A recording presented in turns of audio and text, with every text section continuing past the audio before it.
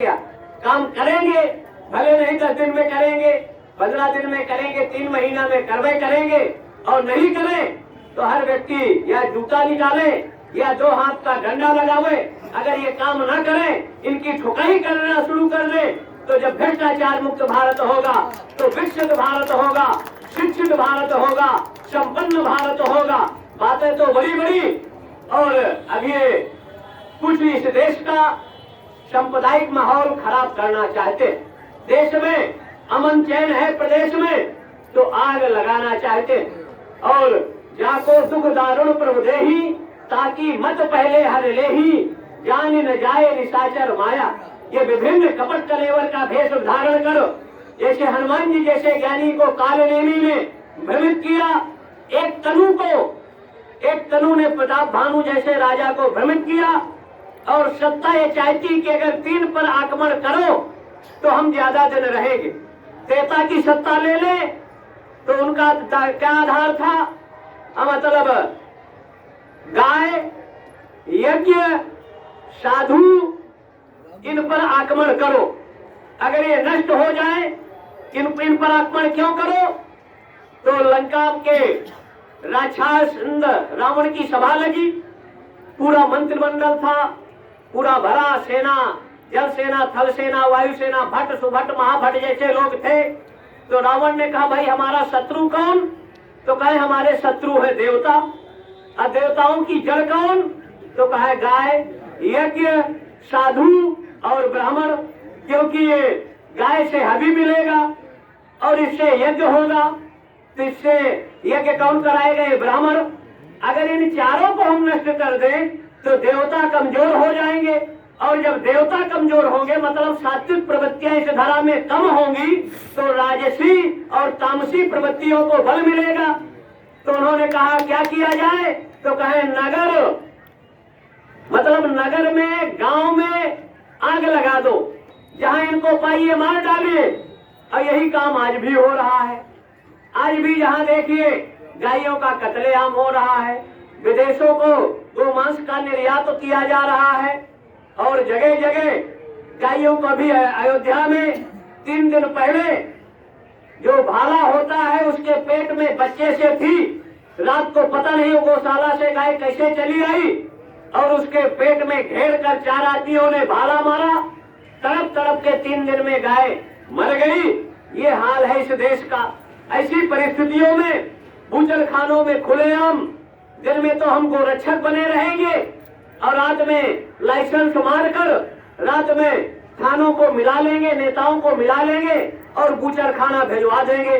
कोई ऐसा दिन नहीं कि कलकत्ता और आसाम, अरुणाचल के बॉर्डर से, ब्रह्मपुत्र नदी से गायों की तस्करी बांग्लादेश होती है, पाकिस्तान होती है, बिहार, झारखंड और नेपाल के बॉर्डर से बंगाल की ओर तस्करी होती है, और खुलेआम बूचर खानों में गायों को काटा जाता है। आंध्रा में होता है, हैदराबाद में खुलेआम, और कई ऐसी जगहें हैं जहां गायों को खुलेआम काटा जा रहा है। और इसका उपाय एक है कि हम एक एक गाय कम से कम हर पालें। मंदिरों में गाय पाली जाए, साधुओं के आश्रम में पाली जाए, और सनातनियों के घर में एक एक गाय अगर पाली जाए तो गाय जाएगी नहीं। लेकिन जैसे इन्होंने कहा कि गाय छोड़ देते हैं, दूध देगी 2 ऋतु के बाद, तो जैसे माता पिता बूढ़े हो गए तो लोग उनको वृद्धाश्रम भेज दे रहे हैं। बातें तो बड़ी बड़ी लंबी चौड़ी। अगर हम माँ बाप का संरक्षण नहीं कर सकते, वृद्धों का सम्मान नहीं कर सकते, वैसे गायों को हम माता कहते हैं, और एक तरफ उनको दूध दोने के बाद छोड़ देते हैं। तो एक एक गाय अगर हर व्यक्ति पाले, लेकिन गाय का स्थान आज की परिस्थिति में कुत्तों ने ले लिया। 1,50,000 का कुत्ता पालेंगे, 10,000 उसके पीछे खर्चा करेंगे, और सरकारें भी अगर नगर में आप गाय पालो तो प्रतिबंधित कर दिया, लेकिन कुत्ता पालो तो उसका लाइसेंस तत्काल दे देंगे। और सुअर पालन का प्रोत्साहन, मत्स्य पालन का प्रोत्साहन, कुक्कुट पालन, मुर्गी पालन, अनेक जीवों के पालन का संरक्षण सरकार देती है। लेकिन गो पालन के लिए कुछ प्रदेशों में भी व्यवस्था हुई है, लेकिन अगर राष्ट्रीय स्तर पर इसको सरकार संरक्षण संवर्धन दे तो अगर 10,000 5,000 की एक गाय अपने घर में रखो तो कम से कम 6 महीना आपको 5 किलो दूध मिलेगा और शुद्ध दूध मिलेगा। आज मार्केट का लगभग 70 से 65% नकली दूध है, बनावटी। यही हाल दही का है, यही घी का है, यही तेल का है। तो ये सब जहर है और उसी को हम सेवन करते हैं। तो लगभग 70-80% लोग बीमार होने लगे और वो बीमारी का कारण है यही आहार। वर्ग से युक्त जो मूठा है वो चमड़े की हथेलियों में पीटा जाता है और वो वर्ग लगी हुई मिठाई का अगर हम सेवन करते हैं, शाकाहारी हैं लेकिन हम मांसाहारी हो गए। इसलिए जहां तक हो सके वर्ग लगी मिठाइयों का बहिष्कार करना चाहिए, सादी मिठाइयों का सेवन करना चाहिए और नहीं मीठा अपने घरों में बनाओ शुद्धता के साथ जितना निभ सके।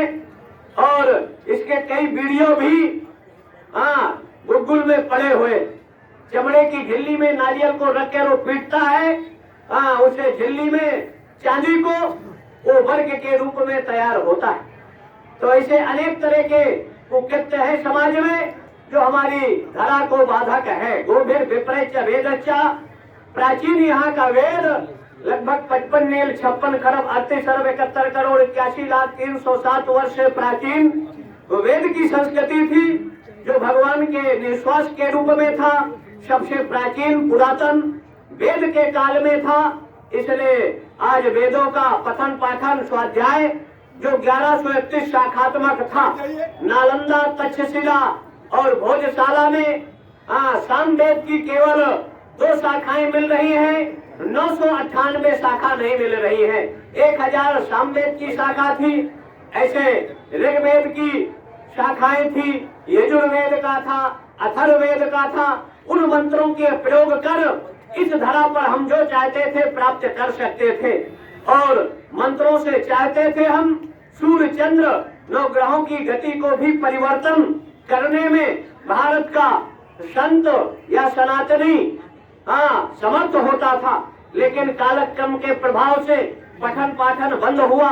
भौतिकता और आधुनिकता ने ऐसा घेरा बनाया, यहाँ का IAS IPS इंजीनियर प्रोफेसर जाते हैं अमेरिका और वहाँ का जो एक्सपर्ट विश्वविद्यालय है उसका 2 लक्ष्य है कि भारत में सनातन धर्म और सनातन संस्कृति को अगर नष्ट कर देंगे तो भारत को हम ईसाईकरण करेंगे।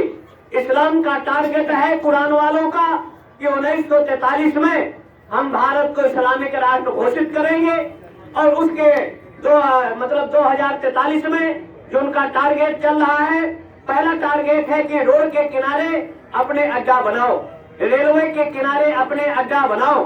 तीसरा टारगेट है कि मस्जिद के अंदर हथियारों का प्रशिक्षण दो और इसके तहत जो मुस्लिम पर्सनल लॉ बोर्ड है और वक्फ बोर्ड है वो इस देश का सबसे बड़ा माफिया और गुंडा है।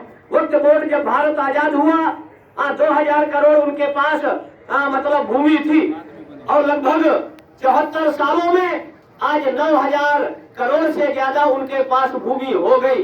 वक्फ बोर्ड किसी की भी संपत्ति में डीएम के यहाँ एप्लीकेशन देगा कि वक्फ बोर्ड की संपत्ति है और डीएम 30 दिनों के अंदर भारत का ऐसा कानून बन गया है कि 1 महीना के अंदर डीएम वक्फ बोर्ड आपकी संपत्ति में वक्फ बोर्ड का नाम अंकित करेगा और जब उनका नाम हो जाएगा तो कब्जा करने आएंगे, आपका लड़ाई झगड़ा होगा, आप कुछ नहीं कर सकते।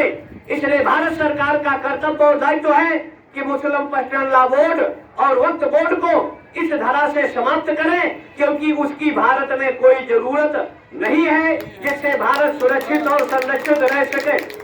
पहला नंबर इस देश में 8000 करोड़ हेक्टेयर सेना के पास थी जमीन, वो भी लगभग इस समय 6000 करोड़ उनके पास बची है। कुछ बेच दिया, कुछ माफिया बवाली गुंडों ने उस सरकारी जमीन पर कब्जा कर लिया। और तीसरा नंबर था 7000 हेक्टेयर लमसम शिक्षा बोर्ड के पास, लेकिन शिक्षा भी समान होना चाहिए। लेकिन समान शिक्षा हो